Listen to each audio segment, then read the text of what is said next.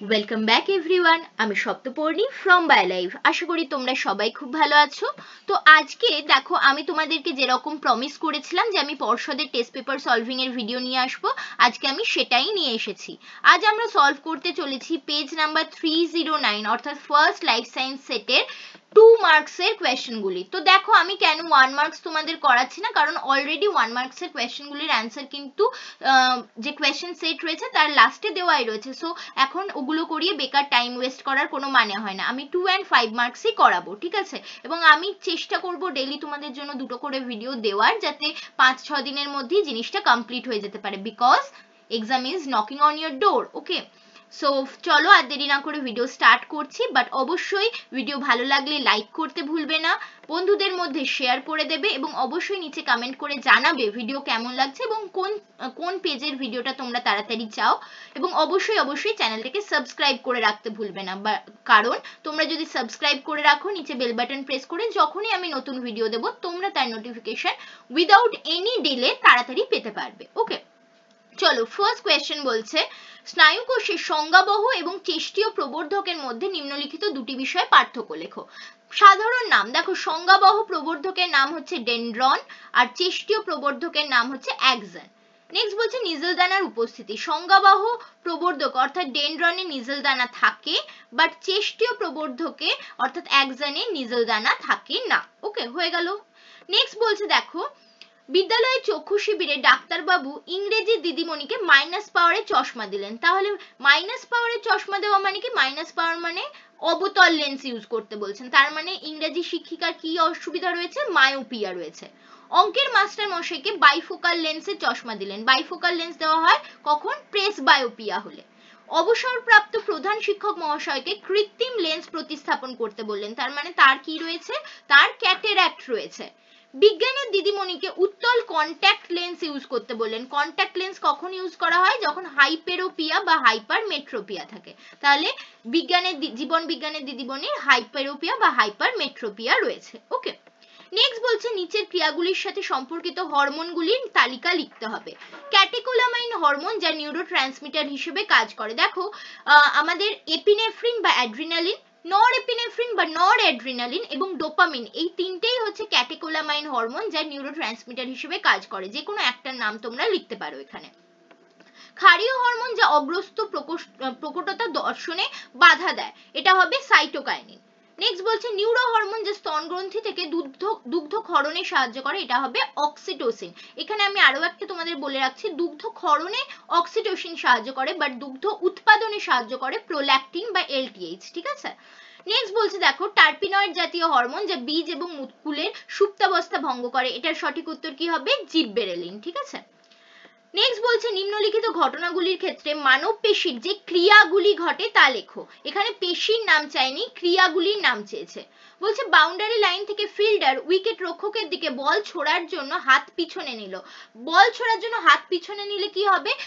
শরীরের অক্ষ থেকে আমাদের যে হাত সেটা দূরে যাচ্ছে, তার মানে এক্ষেত্রে কি ধরনের ক্রিয়া হচ্ছে? এক্ষেত্রে অ্যাবডাকশন হচ্ছে, অ্যাবডাকশন হচ্ছে।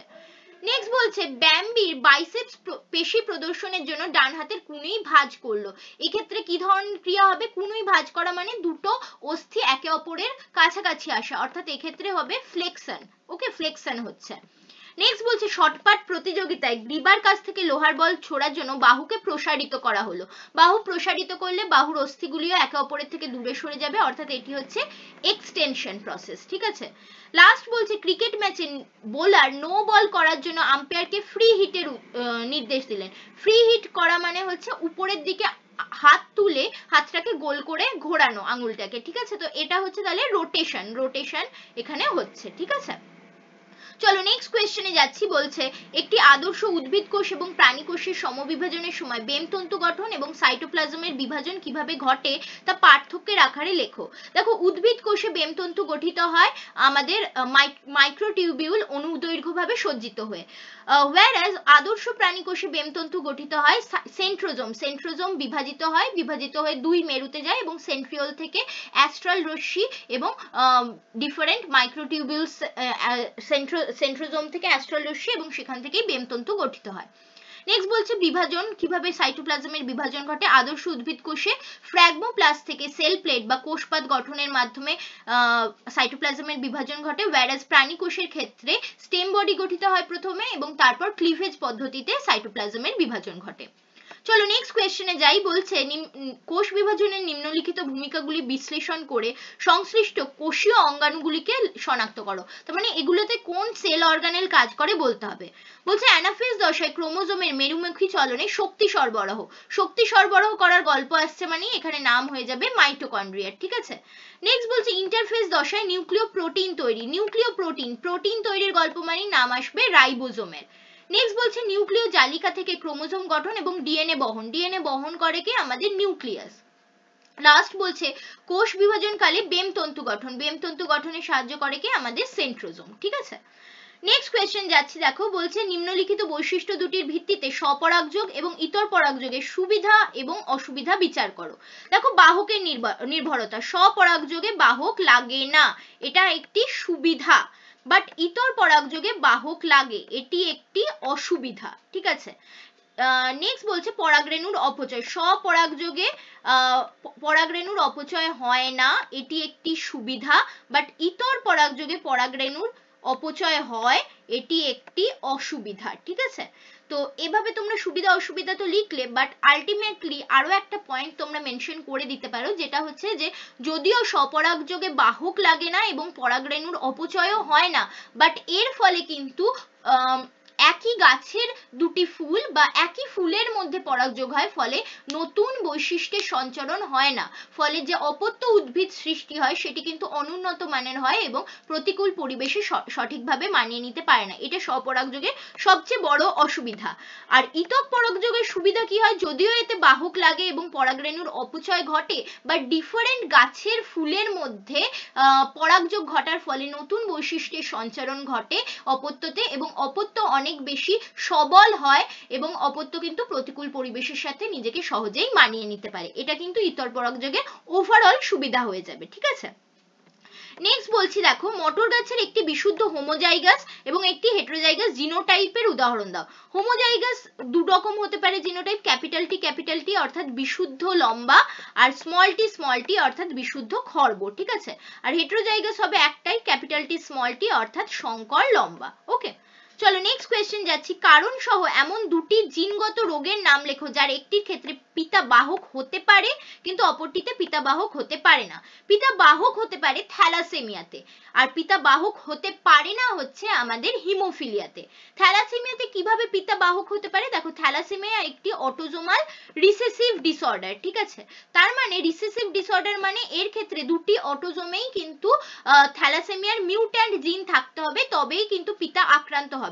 তো এক্ষেত্রে যদি দুটিতে না থেকে যে কোনো একটিতে মিউট্যান্ট জিন থাকে, থ্যালাসেমিয়ার মিউট্যান্ট জিনকে আমি স্মল টি লিখলাম, এবং একটিতে নর্মাল জিন থাকে সেটাকে আমি এ প্লাস লিখলাম, নর্মাল অ্যালিল থাকে, তাহলে সেক্ষেত্রে পিতা বাহক হতে পারবে। আর পিতা বাহক হতে পারবে না কোন রোগে, আমি বললাম হিমোফিলিয়াতে কি হচ্ছে, হিমোফিলিয়ার ক্ষেত্রে হিমোফিলিয়া হচ্ছে একটি এক্স ক্রোমোজোম ঘটিত প্রচ্ছন্ন রোগ, প্রথমে সেটি লিখবে। তো প্রচ্ছন্ন রোগের ক্ষেত্রে ছেলেদের ক্ষেত্রে যেহেতু একটি এক্স ক্রোমোজোম থাকে, তাই সেই এক্স ক্রোমোজোমেই যদি হিমোফিলিয়ার মিউট্যান্ট অ্যালিল থাকে তাহলেই ছেলেরা কিন্তু আক্রান্ত হয়ে যায়। বাহক কেন হতে পারে না, কারণ বাহক হতে গেলে দুটি এক্স ক্রোমোজোম থাকতে হতো এবং একটিতে হিমোফিলিয়ার মিউট্যান্ট অ্যালিল, একটিতে নর্মাল অ্যালিল থাকতে হতো, বাট ছেলেদের ক্ষেত্রে যেহেতু একটি এক্স ক্রোমোজোম থাকে তাই তাদের পক্ষে বাহক হওয়া সম্ভব নয়। তাদের একটি এক্স ক্রোমোজোমেই যদি হিমোফিলিয়ার মিউট্যান্ট অ্যালিল থাকে তাহলে কিন্তু তারা রোগাক্রান্ত হয়ে যায়, হিমোফিলিক হয়ে যায়। Same in the case of বর্ণান্ধতা বা কালার ব্লাইন্ডনেস, ঠিক আছে।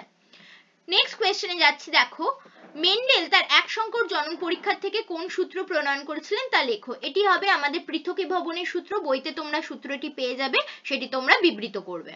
নেক্সট বলছে সমসংস্থ এবং সমবৃত্তীয় অঙ্গ নিম্নলিখিত বৈশিষ্ট্যের নিরীক্ষে যে বৈষম্য প্রদর্শন করে তা পার্থক্যের আকারে লেখো। দেখো সমসংস্থ অঙ্গ উৎপত্তিগত এবং গঠনগতভাবে একই হয়, বাট সমবৃত্তীয় অঙ্গ উৎপত্তিগত বা গঠনগতভাবে আলাদা হয়। whereas কার্যগতভাবে বলতে গেলে সমস্ত অঙ্গে কার্যগতভাবে আলাদা হয়, বাট সমবৃত্তীয় অঙ্গরা কার্যগতভাবে একই হয়, ঠিক আছে। নেক্সট বলছে কোন ধরনের বিবর্তনের সাক্ষ্য বহন করে? সমস্ত অঙ্গরা অপসারী বিবর্তনের সাক্ষ্য বহন করে, whereas সমবৃত্তীয়রা অভিসারী বিবর্তনের সাক্ষ্য বহন করে।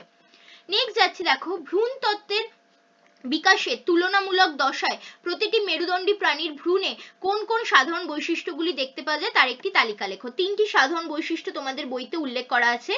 গলবিল অঞ্চলে বহিস্থ ফুলকা খাঁজ, সেকেন্ড একসারি অন্তস্থ যুগ্মা ফুলকা থলি, এবং থার্ড লেজ সদৃশ্য গঠনে একসারি খণ্ডকের মতো সজ্জিত মায়োটম পেশি। এই তিনটি তোমরা লিখবে।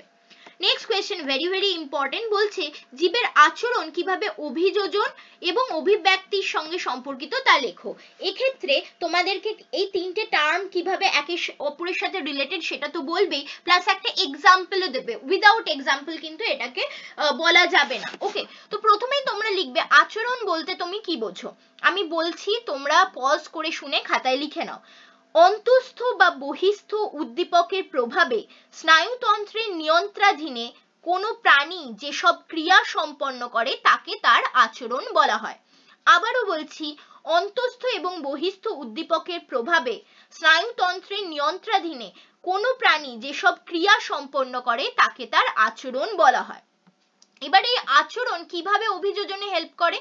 দেখো, পরিবর্তনশীল পরিবেশে খাপ খাইয়ে নেওয়ার জন্য প্রাণী বিভিন্ন ধরনের আচরণ দেখায়।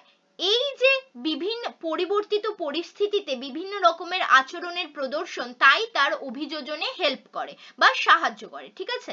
তাহলে পরিবর্তনশীল পরিবেশে বিভিন্ন ধরনের আচরণ দেখিয়ে পরিবেশের সাথে খাপ খাইয়ে নেওয়ার যে ঘটনা, তাকেই আমরা ওই প্রাণীর অভিযোজন বলতে পারি।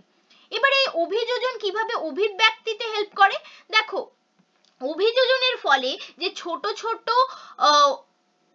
অভিযোজনমূলক অনুকূল ভেদ সৃষ্টি হয় তা প্রকৃতি নির্বাচন করে, এবং যার ফলে সেই ধরনের ভেদযুক্ত জীবেরা অন্যান্য জীবেদের সাথে লড়াই করে যোগ্যতম হিসেবে নির্বাচিত হয়, এবং তাদের যে অভিযোজনমূলক গুণগুলি, ভালো গুণগুলি, সেগুলি একটি প্রজন্ম থেকে পরবর্তী প্রজন্মে সঞ্চারিত হয়।